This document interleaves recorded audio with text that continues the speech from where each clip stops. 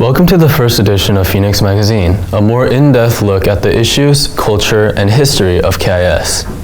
Our first story puts KIS students to the fun challenge of making pancakes for the first time. Let's get to know them through all the successes and failures they experienced.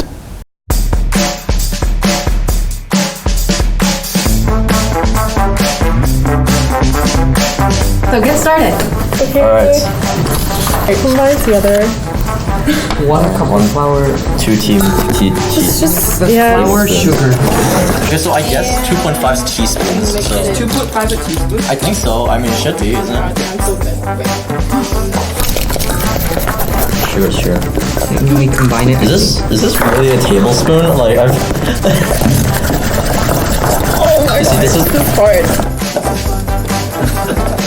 What? I'm unconfident in my ability. I'll do it. No, just do it. I think I spilled. Oh god. Can you just put in everything? Let's see. It's okay. Use a spoon to scoop Oh it. my god, dude, you should have helped me out. Oh my god. Hold on. Wait, is someone gonna eat this? I need an egg. Yeah. Wait, A tissue. we're supposed to put the egg in and then stir it. Please. Tissue. Cooled melted have butter, tissues. vanilla, and egg. Butter. Sure. So Because you already have like this. Folding them into dry ingredients. Oh, I'm sorry, Jake. Wait, pardon? You're talking. Oh, sorry.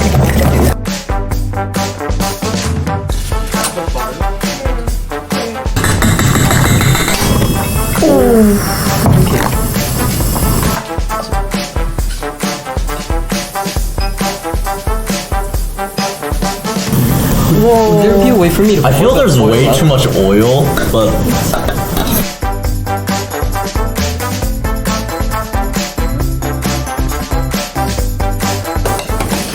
like way too much oil in this. Do you think this is too much oil? Now we wait. Yeah. Maybe. Yeah, that's. You just pour everything in. Toma. Oh, nice.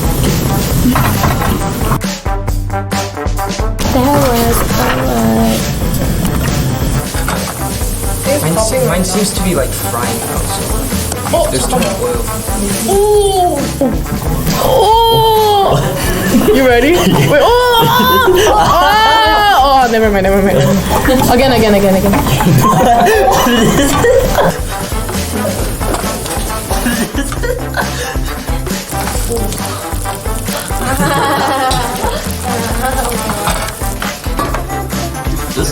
Oh my god, I'm scared. You ready for that? Oh shoot, That was funny. Okay, thank you. Still edible. I mean, like. Hey, try flipping. Try flipping again. Oh.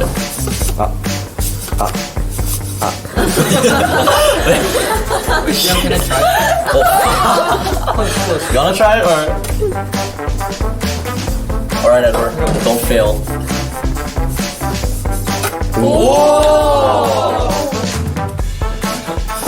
I'm not sure. Again, Edward, again. Oh. You have to like dip down and like go up a bit and then like. Oh! Did you see that? Wait.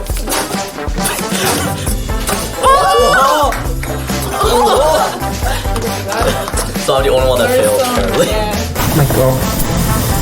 Dude, oh, there was like a Oh, wow, it's fire. singeing. I think I'm almost done. I still have. Okay, I mean.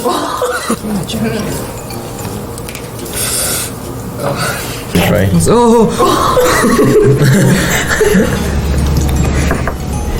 Dude, Well, wow. dude. That's, okay, that's. Okay, good. Okay. Here. Let's see. It's an art. It's too much. More sugar?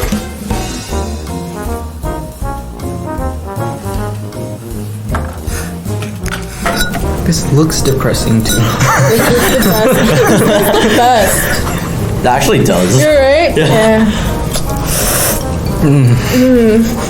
It's okay. don't try with this. I think the knife is better. Oh, okay.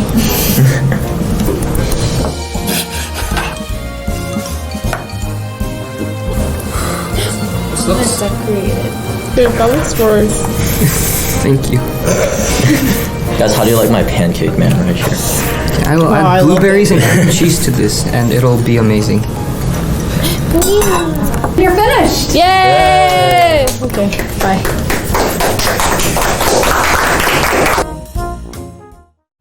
별빛이 내린다.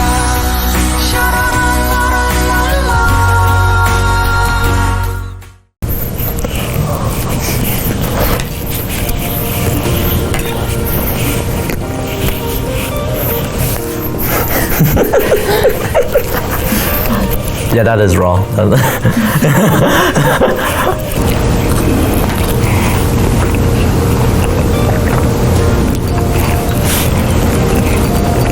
Rate your pancake out of a 10. 6. Wow. It's kind of bad. Yeah, it tastes like, yeah.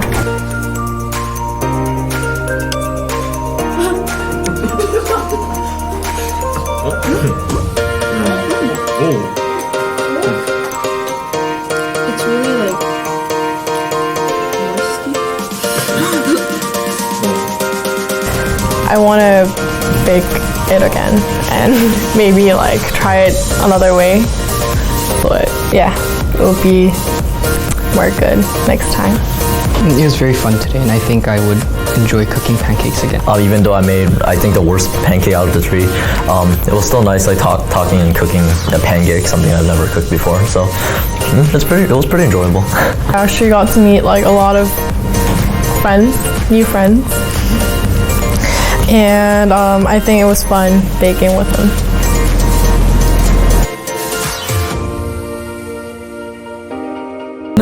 Thank you, Ms. Ramsey. It tastes very buttery. Yeah, exactly. Yeah.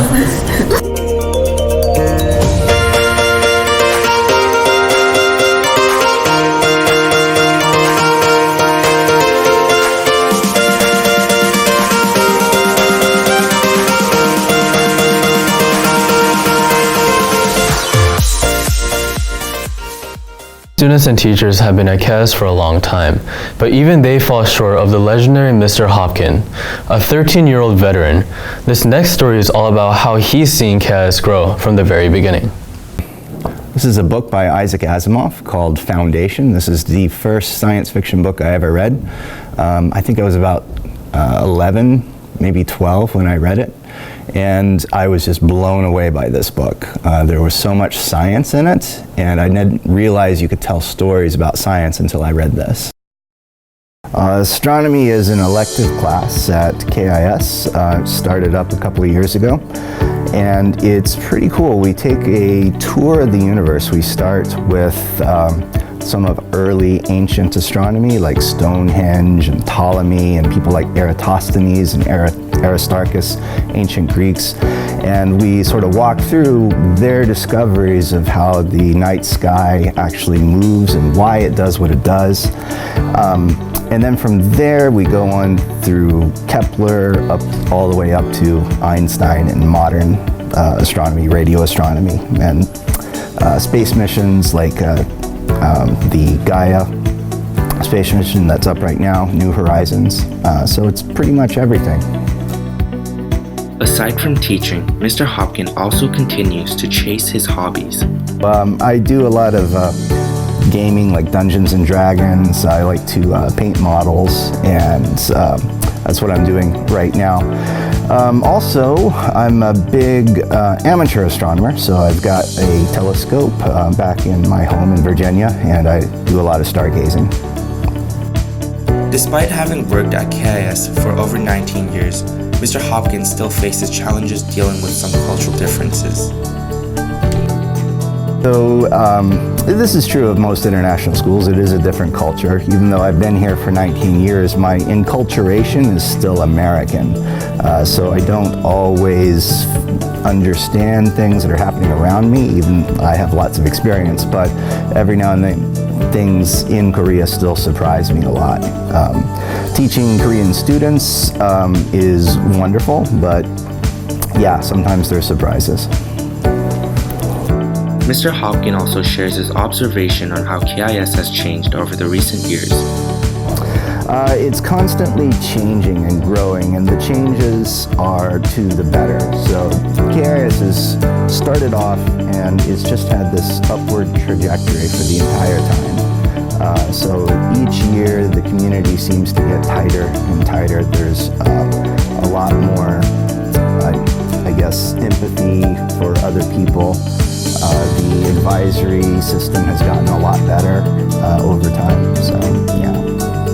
Finally, Mr. Hopkins shares a message with us that he has learned in his 19 years of teaching. Yeah, the thing that I've learned is that you know, it's a bit of a cliche, but you never stop learning. When I got out of college, I was trained in marine biology, and I had sort of some general knowledge about biology, but I know 10, 20 times as much about that subject now, even though I haven't had another college class, but the process of teaching it, you tend to learn it as you go. So for KIS students, that same process will be true for you guys. As life goes on, you never stop that process. It never ends. There's always something else to discover and learn. And that sort of inspired me to follow my science path in life. Back in March, 9 students traveled to Williamson, West Virginia to get a better understanding of the drug epidemic there. They came back not only as more educated individuals, but also empathetic and compassionate members of their community. This is their story.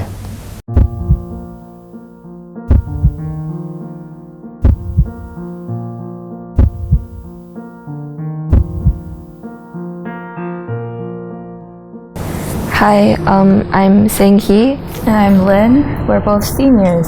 And we're both officers of GPSA. So GPSA is short for Global Public Service Academy, and basically we are like a health sort of volunteer-based club that tries to focus on health-related issues, such as like in West Virginia, it's like heart issues, breathing problems, or like cardiovascular diseases due to their environment there.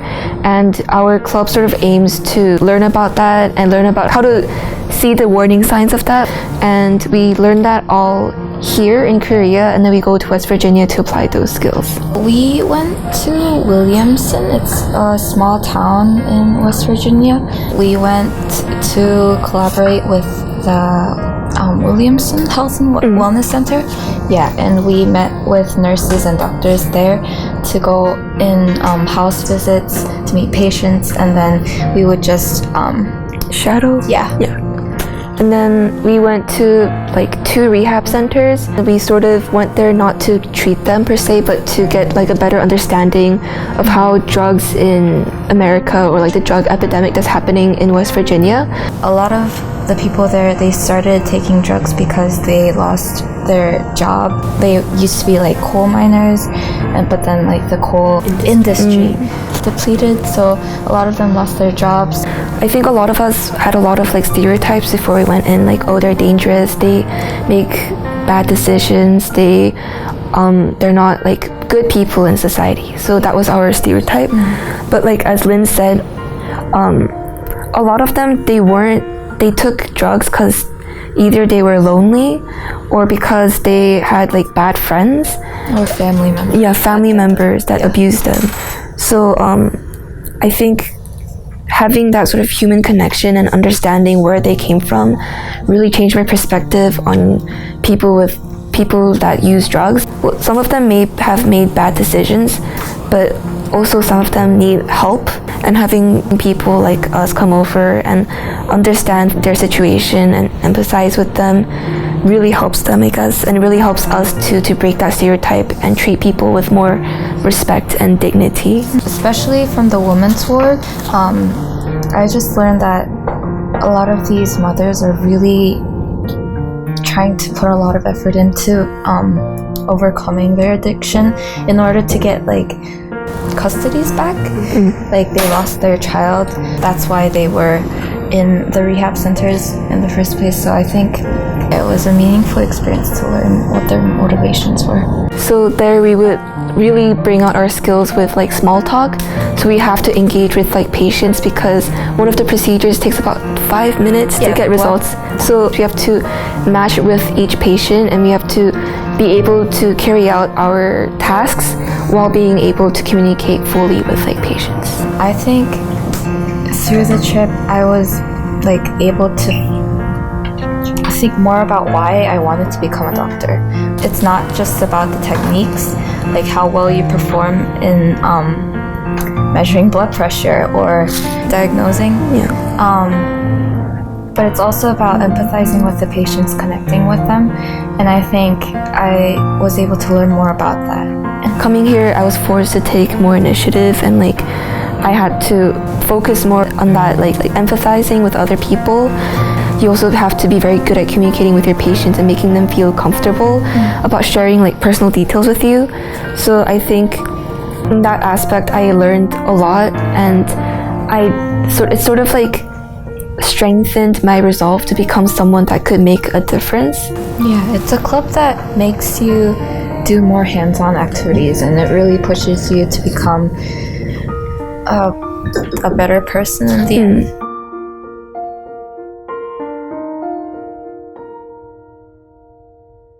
Filbert.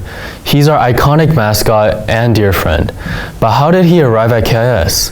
Why did he make the decision to represent our school? To answer these questions, we investigated the history of Filbert, coming right up in our last story of today.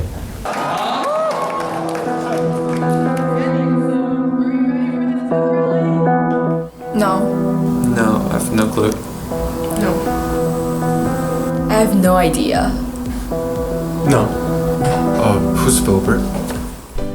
Hi, I'm Andrew, and I graduated KIS in 2010, and I'm currently working as a freelance musician. So, Filbert the Phoenix was created in my junior year, which is 2008, by the Yearbook Club. I don't exactly remember how it first started. Someone came up with the idea, and somehow we got the budget for it, and we had it within weeks, I think. It didn't take very long. So when the costume came, we had to decide who was going to wear it. And at that moment, everybody looked at me and I had no choice but to comply. So I wore Filbert for 2 years until my graduation. Like all great schools, if you're gonna be a great school, you need a mascot. It's essential. It's one of the most important things. And so in order to be a great school, we really took it upon ourselves to get a mascot. And so Filbert is who we chose. Honestly, in this costume, I feel loved and gifted. Even the people who doesn't know me, they all love me no matter what. And also representing KIS in this costume is it's just my thing. I'm born to be a Filbert, and I really genuinely enjoy walking around in this costume around school. I love representing KIS.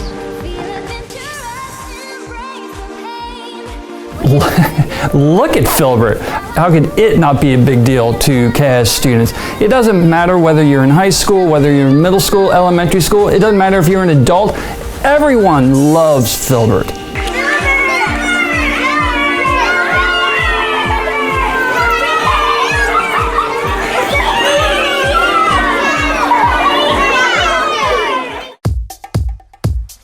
Filbert does have parents.